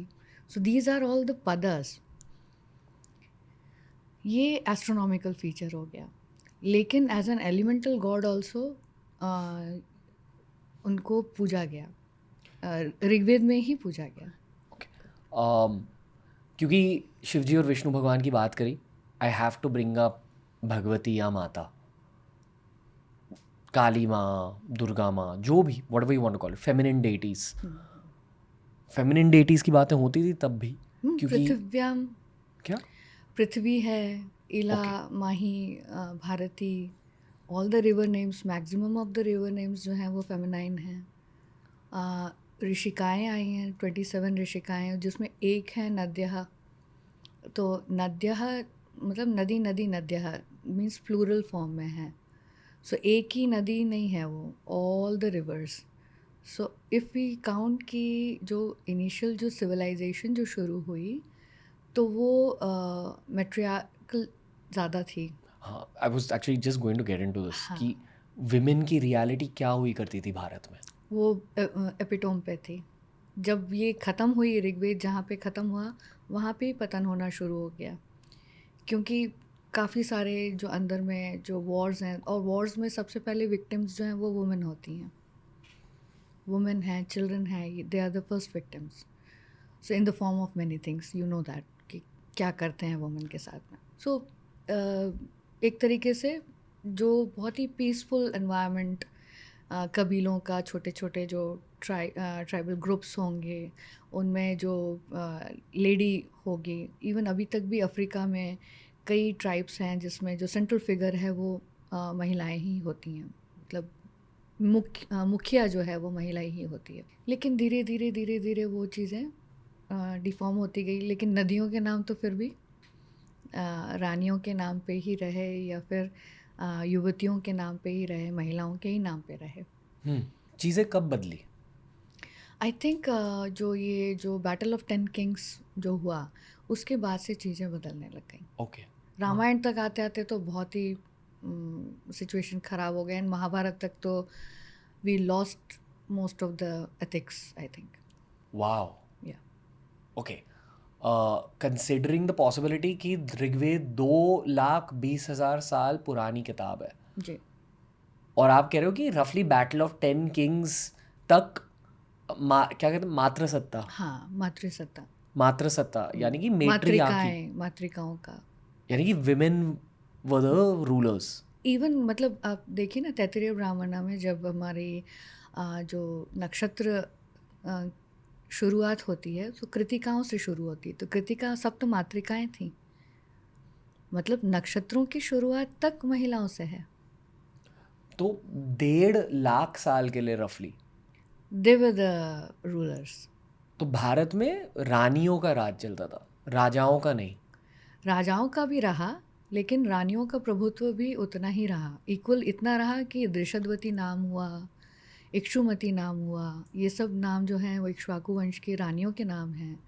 पुरुकुत्सानी नाम हुआ नर्मदा का। तो इससे पता चलता है कि कितना उनका जो कौशल राज है तो कौशल्या जो नाम है, कैकेयी है तो कैकेयी नाम है।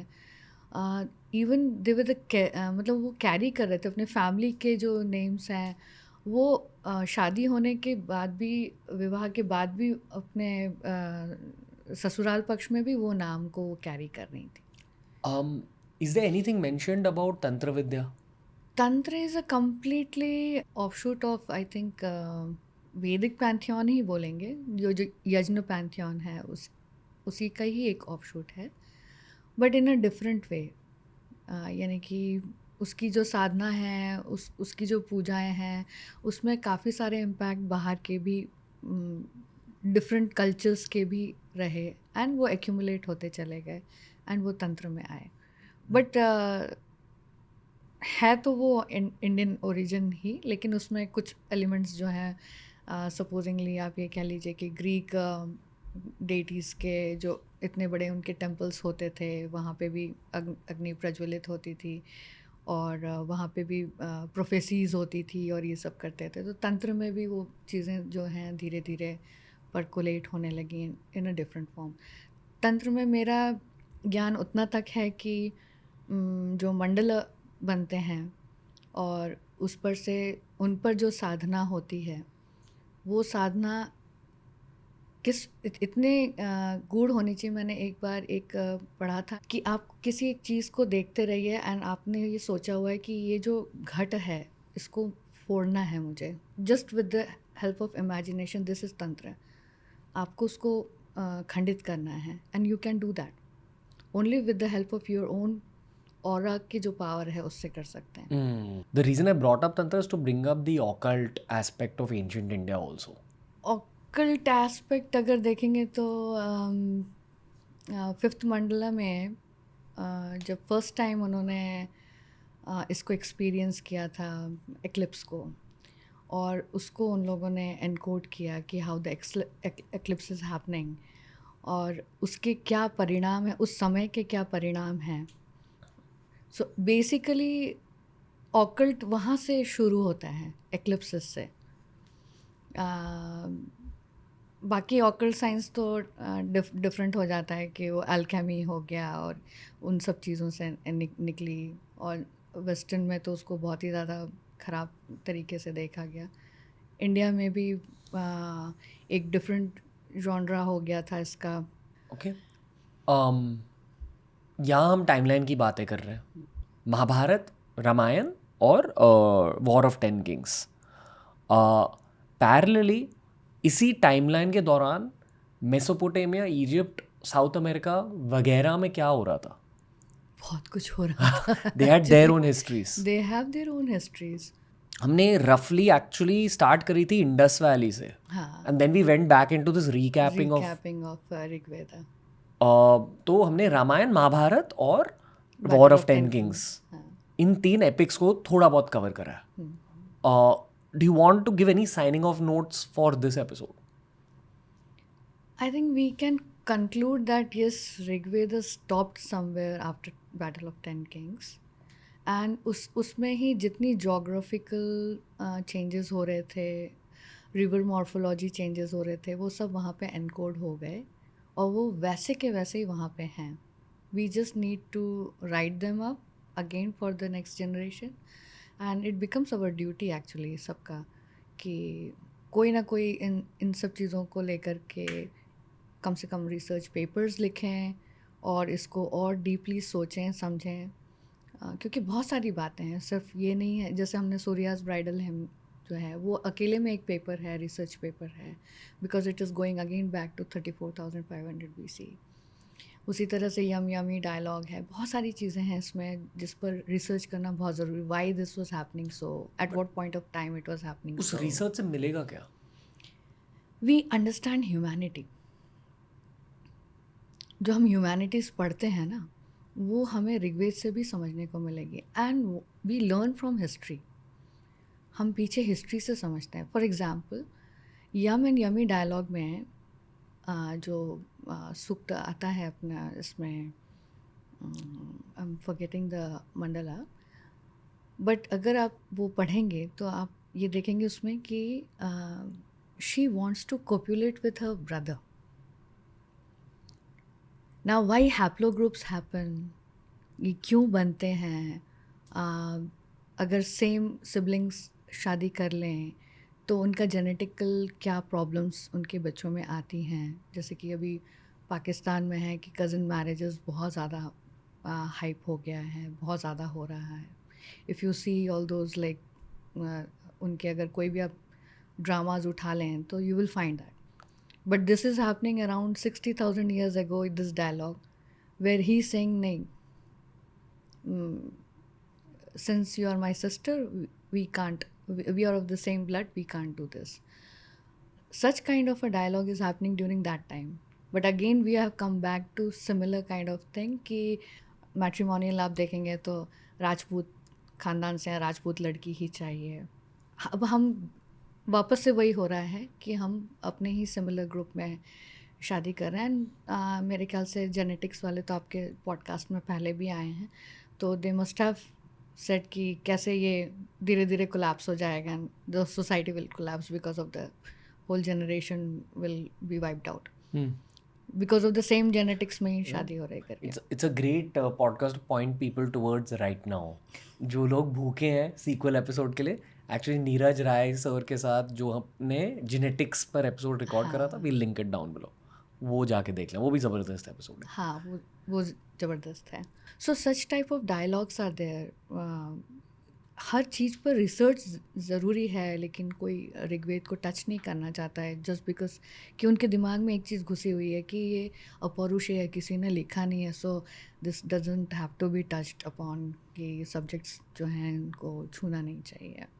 बट आप कह रहे हो कि ये एक एनकोडेड रियलिटी है, एनक्रिप्टेड हिस्ट्री. एनक्रिप्टेड हिस्ट्री तो डिकोड करना बनता है. या आई रिमेंबर जब हमारा पहला वाला एपिसोड रिलीज़ हुआ था, कुछ कुछ काफ़ी ज़्यादा इंटेलेक्चुअल लोग जिनको मैं भी बहुत रिस्पेक्ट करता हूँ, वो लोग भी रूठ गए थे इस एपिसोड से. वो इसलिए ना क्योंकि जैसे अपौरुषेय बोल दिया है किसी ने, लेकिन वो ये नहीं देखना चाहते कि अपौरुषेय तत्व आया कहाँ से. कि उस शब्द का मतलब क्या होता है? उसका मतलब है कि इस ऋग्वेद को किसी ने नहीं लिखा. अगर नहीं लिखा तो फिर बैटल ऑफ 10 किंग्स कहाँ से आ गए, अश्वमाती कहाँ से आ गए, मानधाता कहाँ से आ गए, भरत कहाँ से आ गए, सुदास कहाँ से आ गए. इन नामों का क्या अर्थ है फिर? सो डू यू बिलीव कि इक्ष्वाकु क्लैन ने ऋग्वेद को कंपाइल करा था? हाँ, इन्होंने ही इन्हीं के 7 सेजेस थे. एज इन सप्तऋषि. सप्तऋषि इन्हीं के अंडर में काम करते थे. ओके. एंड नीलेश सर के साथ जब हमने पिछले एपिसोड में बात करी, मैं ये जाना हूँ उनसे कि जब हम सप्तऋषियों के बारे में बात करते हैं, we are talking about a lineage. हाँ, इट्स लाइक सेइंग विश्वामित्र के पुत्र विश्वामित्र ही होंगे, वशिष्ठ के वशिष्ठ ही होंगे. Vishwamitra the first, the second, the third. और फर्स्ट सेकंड थर्ड नाम लेने की भी जरूरत नहीं पड़ती उनको. विश्वामित्र मतलब विश्वामित्र ही है. It's a title.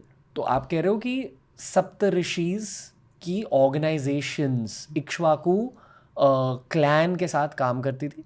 और एज अ प्राइम मिनिस्टर आप समझ लीजिए, these were the people who had the whole, यानी कि उस क्लान में भी अगर नहीं हो रहा है तो they will give the progeny. Mahabharata में तो आया ही है ना, व्यास के ही बच्चे थे. Okay. So they are the actual progenitors also. तो एज अ प्रोजेनेटर तो हम मानते हैं ना, हम इस गोत्र के हैं, हम इस गोत्र के हैं. राइट. तो ऋषि के गोत्र ही आते हैं ना. राइट. तो हम कहाँ बोलते हैं कि हम इक्ष्वाकु के बच्चे हैं. You know, it might even be related to a matriarchal rule. Yes. Perhaps. Yes, of course. कि if there were only queens, this is just a theory. हाँ, just a theory, but it can be. Because उसके भी पहले की जो history है, जैसे जैसे वो ऑब्सोलीट होती गई तो वो भी वहाँ के मंत्र भी तो हटते गए होंगे ना. Now if we are talking about Sumerian history 3,80,000 years से शुरू हो रही है, तो ऋग्वेद का एक मेमोरी 2,20,000 मिनिमम जा रहा है. सुमेरियन हिस्ट्री क्या? सुमेरियन हिस्ट्री में उनकी जीनियोलॉजी का एक पूरा सेक्शन पड़ा हुआ है. सुमेरिया कहाँ है? Sumeria is Mesopotamia, means today's Iraq and Iran. Iraq and Iran. Partially Iran, but majorly Iraq and Syria. ये इस एरिया का सिविलाइजेशन पहले आया या भारत का? दोनों साथ में आए हैं. पैरेलल है. बट ये मैं कह दूं कि कम्प्लीटली वो यूफ्राटिस में और टिग्रिस रिवर के पास में ही रहते थे, ऐसा ज़रूरी नहीं है. वो हेलमंद के पास में भी रहते होंगे, बट लेटर जब वो हैबिटेबल हुआ तो वो उस तरफ भी मूव हुए और फिर उन्होंने वहाँ पे अपनी सभ्यता को बनाई. Got it. लेकिन चीज़ें बहुत कुछ पैरेलल चल रही थी, लेकिन डिस्पैरेट कल्चर है ना, कम्प्लीटली डिफरेंट. यानी कि हमारी लैंग्वेज एकदम डिफरेंट है, उनकी एकदम डिफरेंट है. समथिंग लाइक अंडमानीज जो ट्राइब्स हैं, उनकी लैंग्वेज जो वो आपस में बात करते होंगे, और जो अमेरिका के जंगल में जो हैं वो जो बात करते होंगे, they are different. Do you think कि अंडमान निकोबार आइलैंड्स में भी तब भी यही सेंटिनल ट्राइब्स हुए करते थे during they our time they में? Are offshoots of the same our tribe. जो मतलब हम लोग जो रहे हैं, हमारे ही पूर्वजों में से एक हैं वो। ओके ओंगीज जो भी कहते हैं ना इनको। 60,000 ईयर एगो लॉन्ग बोज जो चल रहे थे, जी जी जी वो अभी भी वो कैरी करते हैं, wow but they don't have short Bhoj. They still don't have short Bhoj. Wow और जो बोज वो बनाते हैं, वो उनके बोज देखिए डिफरेंट शेप्स के होते हैं। It is S shape, some different type of shapes. So those would have been during those times of जो ऋग्वेद की जो हम बात कर रहे हैं, completely different. कहते हैं कि ये जो ट्राइबल कल्चर्स होते हैं जो आज भी प्रेवलेंट हैं, अगर आप एक्चुअली उनको स्टडी करें, वो एक्चुअल ह्यूमन इतिहास का एक स्नैपशॉट होता है कि आपके पूर्वज भी ऐसे ही जीते थे एक ज़माने में. Yeah, exactly. Now fortunately they have retained the culture. वो वैसे के अनफॉर्चुनेटली वैसे ही रह गए, बट उन्होंने वो लैंग्वेज जो है वो कैरी नहीं करी। So they don't have that kind of a language which we were speaking. और 4 कोस में तो बानी बदल जाती है। कोस कोस में बदले पानी, 4 कोस में बानी। तो आप लखनऊ से चलना शुरू करेंगे और नेक्स्ट गांव तक में तो आपके डायलेक्ट्स काफ़ी सारे चेंज हो जाएंगे, लेकिन समझ में आ जाएगा। ऐसा नहीं है कि नहीं समझ में आएगा। बट ये Sumerian and Indian, they were A complete disparate culture. यानी कि बिल्कुल बहुत लीस्ट बोरोइंग्स हैं एक दूसरे के लिए। जितनी काम की चीज़ है ना, बस उतनी बोरोइंग्स हैं। ऐसा है। एक मिनट मैम, ये वाला एपिसोड यहाँ स्टॉप कर स्टॉप करते हैं। And we'll start a new one, a sequel episode from you. It's a good moment. Sorry guys, I know कि ये क्लिफ हैंगर्स थोड़े अनोइंग होते हैं, but that's the point, so you come back soon. Coming up in the next episode. Yeah. जय माता दी, सी you later.